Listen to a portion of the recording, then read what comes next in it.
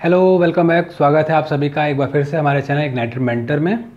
मेरा नाम है अजय और आप मेरे साथ पहली क्लास कर चुके हैं मूल विधि की। और आज हम पढ़ेंगे भारतीय दंड संहिता 1860 यानी इंडियन पिनल कोड 1860 यानी आईपीसी जिसे शॉर्ट में कहते हैं। ठीक है, तो सबसे पहले मैं इसमें एक बात बताना चाहूँगा कि ये जो दंड संहिता होता है इसका मतलब क्या होता है। देखिए, जो ये दंड संहिता है भाई, ये भारत की इसलिए भारतीय दंड संहिता है। इसका अर्थ क्या होता है? अगर हम भारत के एस्पेक्ट से बात करें तो भारत में किए गए अपराधों, ठीक है, भारत में किए गए अपराधों या भारतीय नागरिकों द्वारा, भाई भारत में किए गए अपराधों या भारतीय नागरिकों को द्वारा किए गए अपराध, ये जो अपराध, इनके लिए जो दंड के प्रावधान हेतु नियम बनाए जाते हैं। क्या बनाए जाते हैं? नियम, यानी कहते हैं इसे विधि भी कह सकते हैं। विधि बनाई जाती है, नियम बनाए जाते हैं या फिर कानून बनाए जाते हैं, उन्हें हम क्या कहते हैं? दंड संहिता कहते हैं। एक बार फिर से मैं रिपीट कर देता हूं जो मैंने लिखा है कि भारत में किए गए अपराधों या भारतीय नागरिकों द्वारा जो अपराध किए जाते हैं उसके दंड के प्रावधान हेतु जो भी नियम, विधि या कानून जो भी कह लीजिए बनाए जाते हैं उसे हम कहते हैं दंड संहिता। और ये है भारतीय दंड संहिता क्योंकि ये भारत की है। ठीक है, ये हो गए दंड संहिता के बारे में यानी पिनल कोड के बारे में। अब आप देख रहे होंगे मैंने लिखा है कि भारतीय दंड संहिता 1860, ये ईयर के बारे में है। ये ईयर इसमें क्यों जुड़ा, इसके रीज़न क्या था, आपको इससे तो आइडिया लग ही गया होगा कि 1860 से कोई ना कोई रिलेशन इसका होगा ही। तो इसका रिलेशन क्या है मैं आपको बताता हूँ। देखिए, रिलेशन ये है कि जब 1833 का चार्टर एक्ट आया, 1833 का चार्टर एक्ट आया, इस चार्टर एक्ट के आने के बाद क्या हुआ कि जो बंगाल का गवर्नर जनरल था उसे क्या किया गया? संपूर्ण भारत का गवर्नर जनरल बना दिया गया। गवर्नर जनरल बना दिया गया। ठीक है, और ये बना कौन? ये बनाया गया लॉर्ड विलियम बेंटिक को। किसे बनाया गया? लॉर्ड विलियम बेंटिक को पहला गवर्नर जनरल बनाया गया। बंगाल के गवर्नर जनरल को क्या किया गया? संपूर्ण भारत का गवर्नर जनरल घोषित कर दिया गया। और जब ये किया गया तो उस समय किसे बनाया गया? लॉर्ड विलियम बेंटिक को। ठीक है, यहाँ तक आपको समझ में आया। उसके बाद लॉर्ड विलियम बेंटिक की लेजिस्लेटिव काउंसिल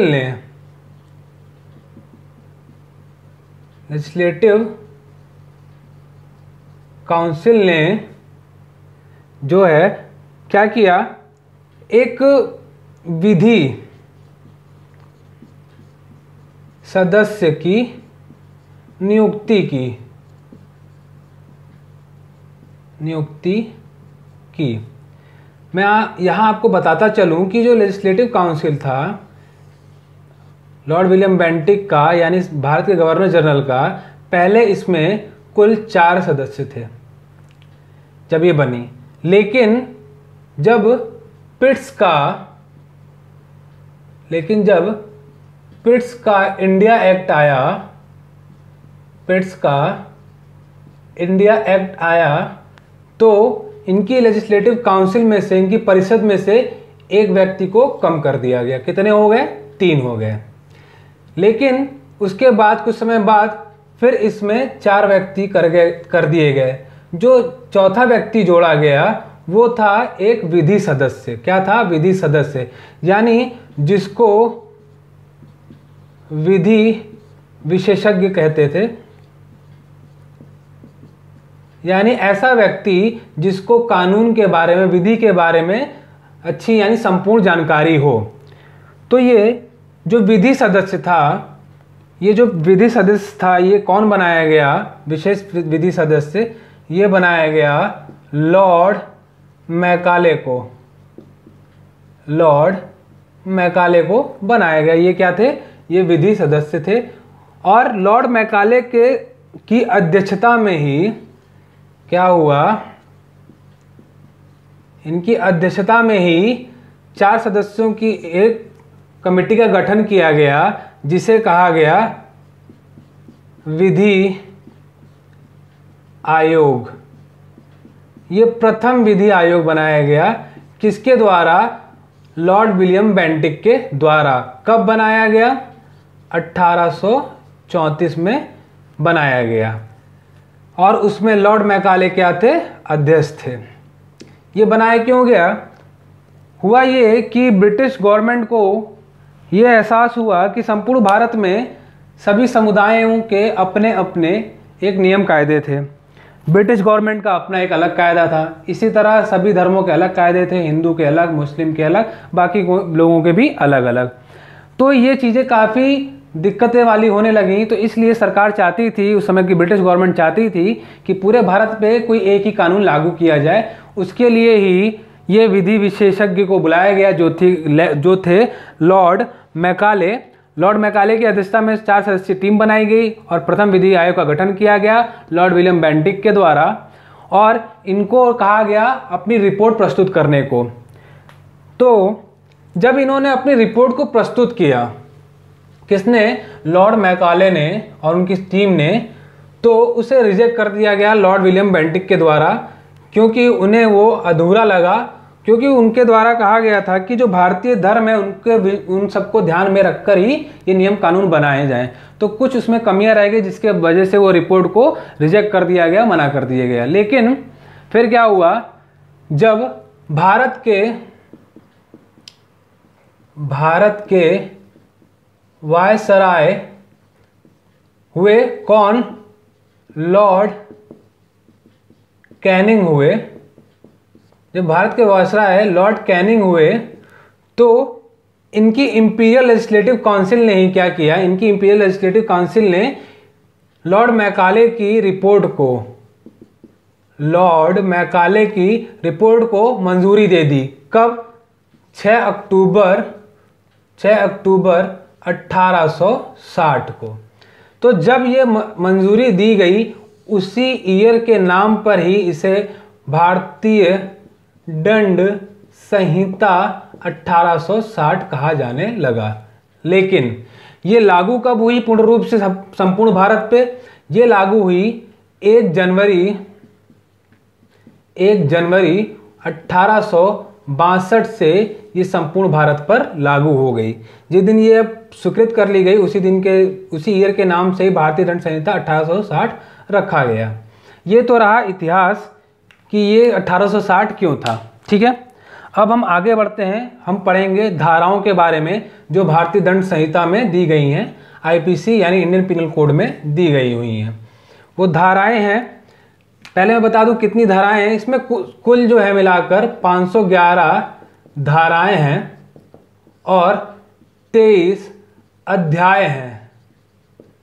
23 अध्याय हैं, 511 धाराएं और 23 अध्याय हैं। दूसरी बात ये, इसमें इंपॉर्टेंट बात कि ये जो 511 धाराएं हैं, ये पूरी धाराएं इंपॉर्टेंट नहीं हैं। ये पूरे रूप से इंपॉर्टेंट नहीं है हमारे एग्जाम के पॉइंट ऑफ व्यू से। जो आप एग्जाम देने जा रहे हैं एसआई का, उसके हिसाब से ये पूरी धाराएं इंपॉर्टेंट नहीं हैं। ठीक है, बाकी इंपॉर्टेंस कैसे पता चलते हैं? प्रीवियस ईयर पेपर्स आप देखेंगे तो उसको देख कर एनालाइज करेंगे तो आपको आइडिया लग जाएगा कि क्या इंपॉर्टेंट है क्या नहीं है। ठीक है, तो 511 धाराएं और 23 अध्याय होते हैं किसमें? आईपीसी में, यानी भारतीय दंड संहिता में। आगे बात करते हैं सारी धाराओं के बारे में। एक एक करके पढ़ने से पहले हम बात करते हैं कि जो भारतीय दंड संहिता है, ये क्या है? ये संपूर्ण भारत पे संपूर्ण भारत पर लागू होती है। ठीक है, लेकिन कब से? ये अक्टूबर 2019 से संपूर्ण भारत में। ये मैंने क्यों कहा? क्योंकि इससे पहले जम्मू एंड कश्मीर पर ये संहिता लागू नहीं होती थी। जम्मू और कश्मीर पर यह संहिता लागू नहीं होती थी। कब से? 31 अक्टूबर से पहले की बात, 2019 से। और लागू कब से होना शुरू हुई? जब आर्टिकल 370 को रिमूव कर दिया गया, जो कि जम्मू कश्मीर को एक अलग दर्जा देता था, अलग संविधान से अलग एक दर्जा देता था, वो अलग हटा दिया गया। उसके बाद से ही 31 अक्टूबर 2019 से जम्मू कश्मीर में भी क्या हुआ?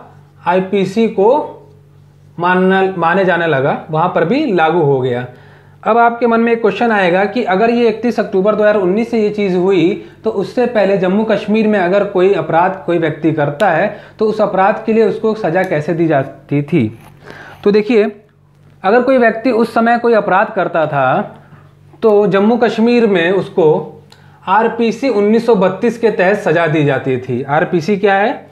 मैंने कहा आरपीसी 1932 ये है रणवीर पीनल कोड 1932 या फिर रणवीर दंड संहिता 1932। ये रणवीर दंड संहिता क्या है ये जानिए। ये जो रणवीर नाम आप देख रहे हैं, ये डोगरा वंश था उस समय, उसका शासक था, उसका राजा था, उस समय उसका राजा था, किंग था वहाँ का। और जो जम्मू एंड कश्मीर है वो अलग डोमिनेंस हुआ करता था ब्रिटिश टाइम में भी, इसलिए जम्मू एंड कश्मीर में रणवीर दंड संहिता ही लागू होती थी। ये 1932 से अप्लाई हुई, इसलिए 1932 आगे लिखा हुआ है। ये कहीं ना कहीं भारतीय दंड संहिता की तरह ही था, पर पूरी तरह से नहीं। बहुत सी बातें अलग थी जो कि मैकाले ने दिया था, भारतीय दंड संहिता उससे काफ़ी अलग था। तो ये जम्मू एंड कश्मीर में आरपीसी 1932 यानी रणवीर दंड संहिता, रणवीर पीनल कोड 1932 लागू हुआ करता था। कब से कब तक? 31 अक्टूबर 2019 से पहले जब आर्टिकल 370 हटाया गया तो उसके साथ साथ ये भी हट गया। अब ये संपूर्ण भारत पे लागू होता है। अब एक बात है कि जो इंडियन पीनल कोड है, इसके तहत अपराध के लिए 4 आवश्यक तत्व बताए गए हैं कि भाई ये 4 तत्व जब होंगे, ये 4 इंपॉर्टेंट एलिमेंट्स होंगे, तभी इसको क्या कहा जाएगा? अपराध कहा जाएगा। वो 4 एलिमेंट्स क्या क्या हैं? पहला है कि कोई भी अपराध करने के लिए एक मानव का उसमें शामिल होना आवश्यक है। दूसरी बात, वो मानव उसकी अपराध करने की क्या हो? उसकी मानसिक स्थिति हो, यानी वो आपराधिक मन वाला हो, आपराधिक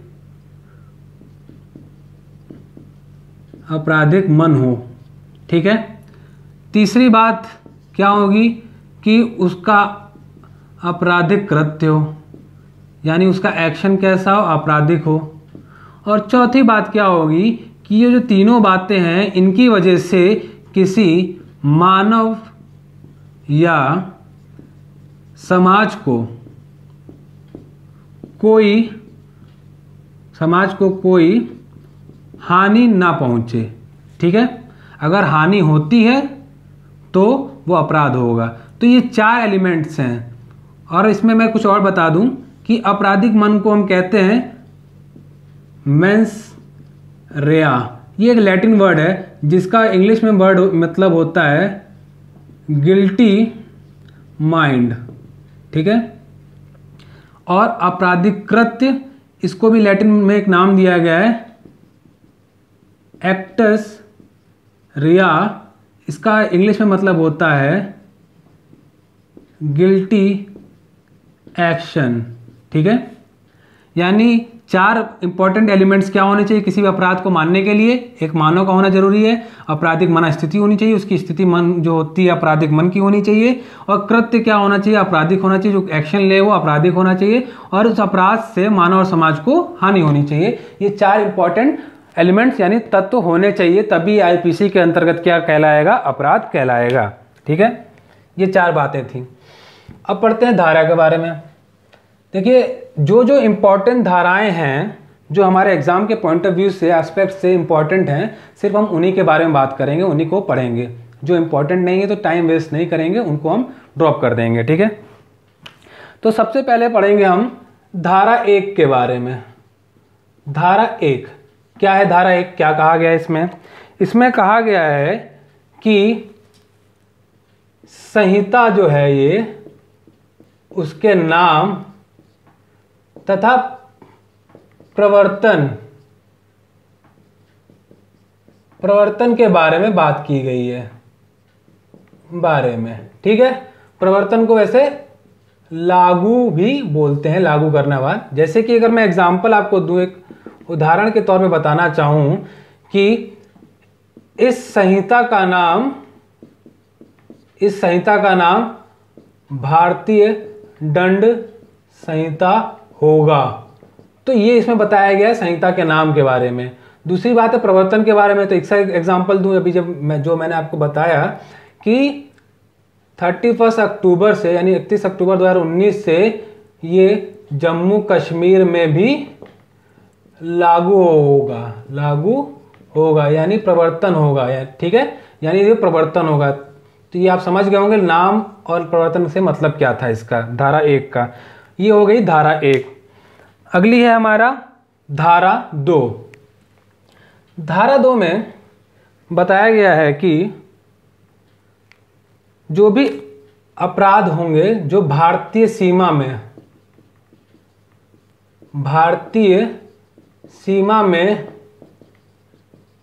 किए गए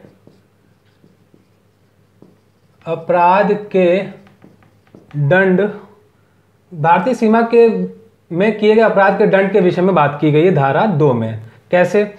भारतीय सीमा आपको पता होगा, बाउंड्री लाइन भारत की। अगर मैं एक छोटा सा मैप ड्रॉ करने की कोशिश करूं यहां पर, तो कुछ ऐसा,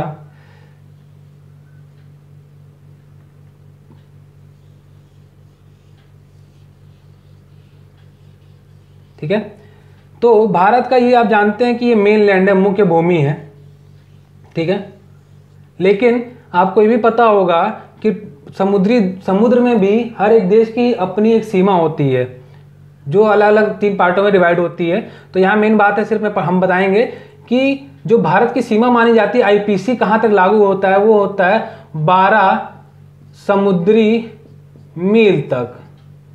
12 समुद्री मील यानी 12 नॉटिकल माइल तक ये होता है। यानी आधार रेखा से 12 नॉटिकल माइल तक की जो दूरी होगी वहां तक भी क्या होगा, ये आईपीसी का रूल लागू रहेगा। यहाँ पर भी जो अपराध होंगे इतनी दूर में भी उसको अपराध माना जाएगा, उसको दंड दिया जाएगा भारतीय दंड संहिता के आधार पर। ये बताया गया है धारा 2 में सीमा के बारे में। ठीक है, धारा 3 ये फिलहाल तो इम्पोर्टेंट नहीं है, पर मैं बता रहा हूँ, मैंने कहा था कि मैं नहीं बताऊंगा, फिर भी मैं आपको बता रहा हूँ कि धारा 3 में क्या दिया गया है।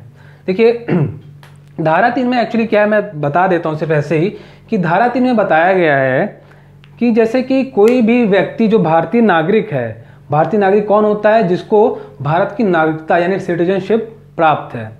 अगर वो भारतीय नागरिक भारत से परे या बाहर कहीं पर भी कोई अपराध करता है तो उसका अपराध जो है वो विचाराधीन होगा। किसके आधार पर? भारतीय दंड संहिता के आधार पर। इसी के आधार पर विचाराधीन किया जाएगा। यानी जब भी वो व्यक्ति लौटकर भारत में आएगा, किसी भी कोने में भारत के आएगा, तो उसको इसी दंड संहिता के आधार पर ही सजा दिया जाएगा। यानी उसने जो कृत्य किया होगा, यानी उसने जो भी काम किया होगा, यानी जो भी अपराध किया होगा, कृत्य या फिर अपराध किया होगा, उसको ऐसा माना जाएगा कि उसने वो अपराध जो है भारत में ही किया है। उसने वो अपराध भारत के अंदर ही किया है। उस आधार पर ही इसको सजा दी जाएगी जो व्यक्ति बाहर भी कोई अपराध करता है। ये धारा 3 में दिया है, ये ज़्यादा इंपॉर्टेंट नहीं थी वैसे। अगला पढ़ते हैं हम धारा 4 के बारे में। अब हम बात करेंगे धारा 4 के बारे में। धारा 4 में क्या दिया हुआ है? धारा 4 में बात की गई है कि कोई भी भारतीय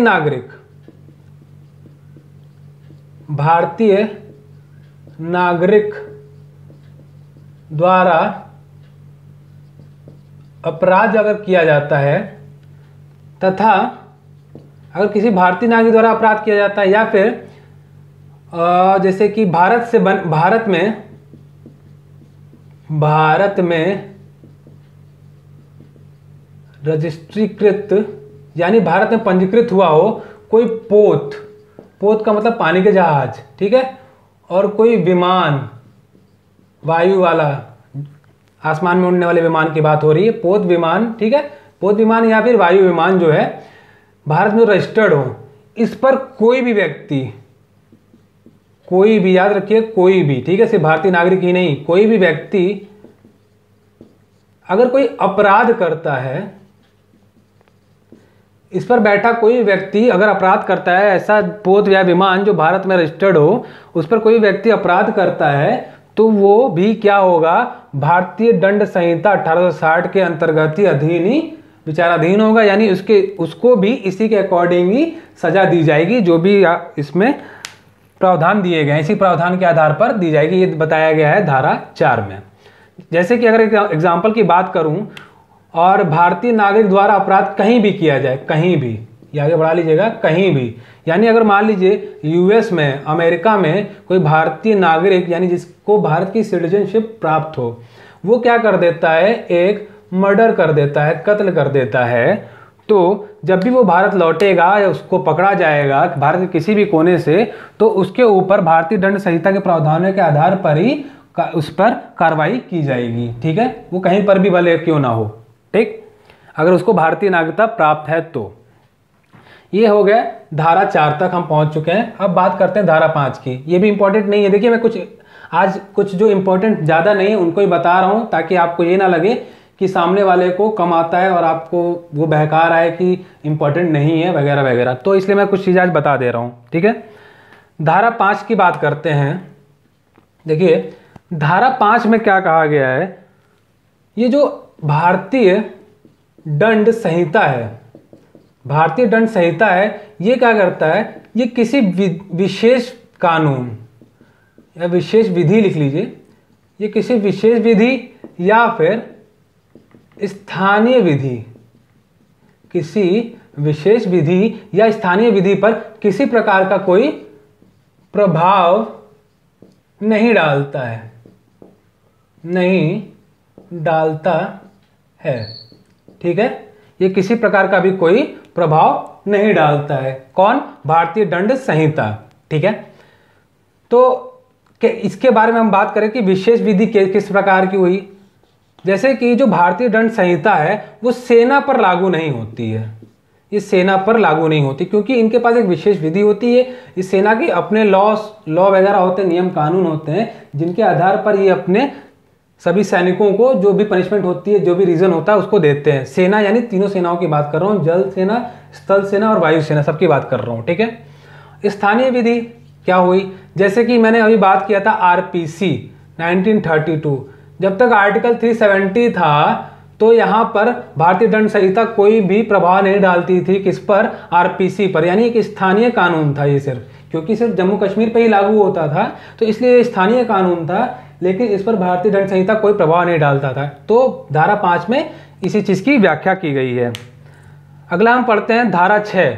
ये भी कुछ खास इंपॉर्टेंट नहीं है, लेकिन आप मेरे साथ पढ़िए कि धारा 6 में क्या है। देखिए धारा 6 में बात की गई है, धारा 6 में बताया गया है कि जो भी इस संहिता के अंतर्गत जो भी परिभाषाएं दी गई हैं, इस संहिता के अंतर्गत जो भी परिभाषाएं दी गई हैं वो हमेशा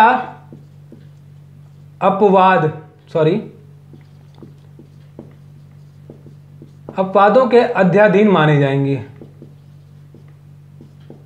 अपवादों के अध्याधीन समझी जाएंगी। इसका मतलब क्या हुआ कि जैसे कि मान लीजिए किसी किसी पुलिस वाले को कोर्ट से आदेश मिला है किसी अपराधी को पकड़ने का, और वो पकड़ने के दौरान उस अपराधी से हाथापाई होती है और सेल्फ डिफेंस में उसके पुलिस वाले ने गोली चला दी, उस पर फायर कर दिया। ठीक है, उस पर फायर कर दिया। जब फायर किया तो वो घायल हो गया। तो अगर आप जनरल बात करें, अगर हम आम आदमी किसी को फायर कर दे किसी भी बात पर, तो वो अपराध की श्रेणी में आ जाएगा। लेकिन यहाँ पर उस पुलिस वाले का अपराध नहीं माना जाएगा, क्योंकि उसने एक कोर्ट के आदेश का पालन किया, जो कि खुद एक विधि के द्वारा उपबंधित किया जाता है, विधि के द्वारा ही आता है कि कोर्ट ने आदेश दिया, उसके आधार पर वो गया था उस व्यक्ति को पकड़ने। ठीक है, तो ऐसी चीज़ों में अपवाद बन जाता है। कहा तो गया कि गोली मार देगा तो भाई क्या होगा कि उसको अपराधी कहा जाएगा, लेकिन यहाँ पर क्या हुआ, अपवाद बन गया कि नहीं, उसको अपराधी नहीं कहा जाएगा उस पुलिस वाले को। ठीक है, कुछ केसेस में होता है जहाँ जहाँ अपवाद बनते, तो इसलिए कहा गया कि जो संहिता में परिभाषाएं दी गई हैं भारतीय दंड संहिता में, वो अपवादों के अध्ययन समझी जाएं।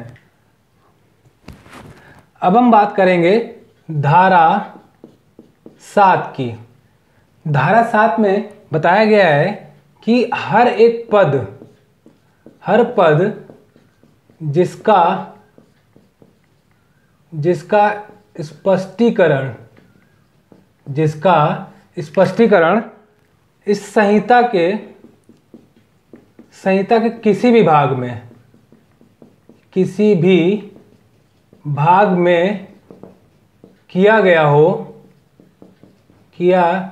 है, तो संहिता के किसी भी भाग में, इसने कहा कि हर पद का, अब ये बात पहले समझ लीजिए। इसने कहा अगर हर पद जिसका स्पष्टीकरण, पद का मतलब यानी जो भी इसमें व्याख्याएं की हैं, जो इनके बारे में बताया गया है, अगर वो किसी भी संहिता किसी भी भाग में स्पष्ट कर दिया गया, उसके बारे में डिटेल में बता दिया है। भाग कितने होते हैं, मैंने बताया था 23, यानी किसी एक भाग में भी अगर इसके बारे में स्पष्ट कर दिया गया किसी भी पद के बारे में सॉरी, तो बाकी बचे 22 भागों में कभी भी इस पद की वापस से जरूरत पड़ी तो जो स्पष्टीकरण इस भाग में होगा उसी स्पष्टीकरण के अनुरूप ही इसको लागू किया जाएगा। ठीक है, धारा 7 में ये बताया गया है। अब बात करते हैं धारा 8 की। धारा 8 में क्या दिया गया है, ये इंपॉर्टेंट नहीं है, और धारा 7 भी कुछ खास इंपॉर्टेंट नहीं था। धारा 8 में बताया गया है पुल्लिंग के बारे में। पुल्लिंग के बारे में क्या कहा गया है कि पुल्लिंग जो है हर किसी के लिए यूज किया जाएगा, हर किसी के लिए प्रयोग किया जाएगा, हर किसी व्यक्ति के लिए प्रयोग किया जाएगा, चाहे वो क्या हो, नर हो या नारी हो, मैन हो या वुमेन हो, हर किसी के लिए प्रयोग किया जाएगा पुल्लिंग। कब तक, जब तक कोई स्पष्टीकरण ना हो जाए, स्पष्ट ना हो जाए, तब तक क्या किया जाएगा, पुल्लिंग को हर किसी के लिए प्रयोग किया जाएगा। ये धारा 8 में बताया गया है। ठीक है, अब बात करते हैं धारा 9 की कि धारा 9 में क्या बात की गई है, धारा 9 में हमें क्या बताया गया है। देखिए, धारा 9 में बताया गया है वचन। ये भी कुछ खास इंपॉर्टेंट नहीं है। इसमें बताया गया है कि जो एक वचन का द्योतक होगा, द्योतक मतलब इंडिकेटर, द्योतक होगा, उसको बहुवचन की तरह प्रयोग करेंगे, उसको बहुवचन मानेंगे या फिर कह लीजिए, और जो बहुवचन का द्योतक होगा उसको क्या करेंगे, एक वचन मानेंगे। फिर से सुनिएगा, इसमें कहा गया है, वचन के बारे में बताया गया है, जो एक वचन के द्योतक होंगे उनको बहुवचन माना जाएगा, और जो बहुवचन के द्योतक होंगे उनको एक वचन माना जाएगा। ये कहा गया है, धारा 9 में बताया गया है। ठीक है, अब बात करते हैं धारा 10 की। ये इंपॉर्टेंट है, धारा 10 जो है इंपॉर्टेंट है। देखिए, धारा 10 में बात की गई है स्त्री और पुरुष की। क्या बताया गया है कि यदि कोई 1 महीने का लड़का हो चाहे लड़की हो, या फिर लड़का पहले मान लीजिए, समझ लीजिए पुरुष के बारे में कि 1 महीने का लड़का हो, या फिर 100 दिन का हो, या फिर 100 दिन से क्या हो, ज़्यादा हो, 100 दिन से ज़्यादा हो, हर एक वो लड़का क्या कहलाएगा, पुरुष कहलाएगा। ठीक है, इसी प्रकार अगर 1 महीने की लड़की हो, चाहे 100 दिन की हो या 100 से ज़्यादा दिन की हो, वो क्या कहलाएगी, स्त्री ही की श्रेणी में काउंट की जाएगी, स्त्री की श्रेणी में ही वो बच्ची आएगी या लड़की आएगी। ठीक है, ये है धारा 10 में, ये था धारा 10। ठीक है, अब पढ़ते हैं धारा 11, ये भी कुछ खास इंपॉर्टेंट नहीं है। तो धारा 11 में क्या बताया गया है, कहा गया है कोई भी कंपनी जो होती है, कोई भी कंपनी, किसी भी कंपनी की बात कर लीजिए, वो क्या होती है, उसको व्यक्ति के रूप में ही माना जाता है। उसको क्या किया जाता है, व्यक्ति के रूप में ही माना जाता है। यानी कोई कंपनी है तो उस पर अगर कोई आपको केस करना होगा, कोई भी उसने क्राइम किया होगा, तो उस कंपनी को एक व्यक्ति की तरह ही ट्रीट किया जाएगा, माना जाएगा। ठीक है, ये बताया गया है धारा 11 में। अब आया बात धारा 12 की, कि धारा 12 में क्या बात की गई है। धारा 12 में कहा गया है लोक शब्द के बारे में। लोक यानी लोग शब्द, लोग यानी कोई भी समुदाय या फिर वर्ग, ये सब किसकी श्रेणी में आएंगे, लोक की श्रेणी में आएंगे, लोक शब्द की श्रेणी में आएंगे। तो ये थी अभी तक की 12 धाराएं जो आज हमने इस क्लास में पढ़ी। आशा करता हूँ आपको ये क्लास पसंद आई होगी। अभी तक हमने सिर्फ 12 धाराओं के बारे में आज पढ़ा, और कुछ जो धाराएं इसमें आज मैंने पढ़ाई आपको, वो खासा इंपॉर्टेंट नहीं थी, फिर भी मैंने आज आपको बता दिया है। लेकिन जो नेक्स्ट क्लास होगी हमारी, उसमें सिर्फ जो रिलेवेंट है धाराएं सिर्फ वही पढ़ेंगे जो एग्जाम के पॉइंट ऑफ व्यू से इंपॉर्टेंट है। ठीक है, तो ये धाराएं थी। इसमें कोई भी डाउट हो आपको तो आप कमेंट बॉक्स में मुझसे पूछ सकते हैं, और इन केस अगर आपको लगता है मैंने कहीं मिस्टेक कर दी है तो उसके लिए भी आप मुझे सजेशन दे सकते हैं, मुझे करेक्ट कर सकते हैं कमेंट बॉक्स में। ठीक है, और प्लीज़ मेरे चैनल को सब्सक्राइब करें, लाइक करें, और इस वीडियो को ज़्यादा से ज़्यादा शेयर करें। तब तक के लिए धन्यवाद, मिलते हैं नेक्स्ट वीडियो में। Thank you.